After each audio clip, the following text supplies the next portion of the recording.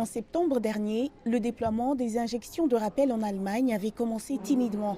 Lorsque les taux d'infection étaient faibles, le nombre de personnes venant se faire vacciner contre la Covid-19 l'était également. Le ministre allemand de la Santé lui-même n'était pas satisfait des progrès réalisés. À ce jour, un peu plus de 2 millions de rappels ont été effectués en Allemagne. C'est clairement insuffisant. Je tiens à ce que cela soit bien clair. Le rythme du déploiement des rappels est trop lent.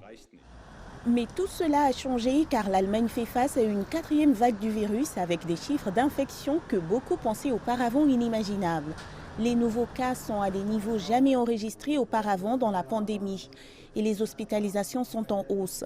Les files d'attente s'étendent désormais sur tout le long des centres de vaccination et beaucoup de personnes se présentent pour des rappels alors qu'ils ne sont pas encore éligibles. La recommandation de la Commission des vaccins concerne les personnes de 70 ans et plus, ainsi que celles qui ont des conditions préexistantes. Nous essayons de trouver ces personnes et de nous assurer qu'elles se font vacciner. Et vous voyez les files d'attente ici, même quand nous ne sommes pas encore ouverts. Laissons d'abord les personnes âgées se faire vacciner et les trentenaires pourront venir à un autre moment. L'Allemagne a récemment introduit de nouvelles règles qui incitent les citoyens à se faire vacciner ou à rester chez eux. Dans certains endroits, sans vaccin, il est impossible d'accéder aux restaurants ou aux musées. Ce centre de vaccination à Francfort reçoit environ 1000 personnes par jour. Un mélange à part égale de rappels et de premiers vaccins selon les autorités.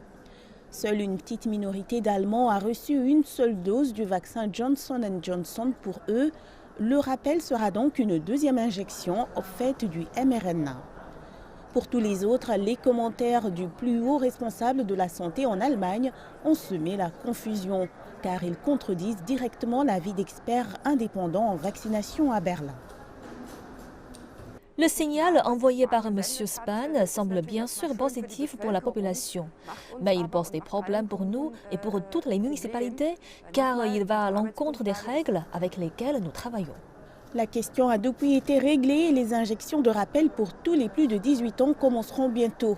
Mais avec l'augmentation des cas de Covid-19 et aucune fin en vue pour la pandémie, les centres de vaccination comme celui-ci s'attendent à être là pour un certain temps.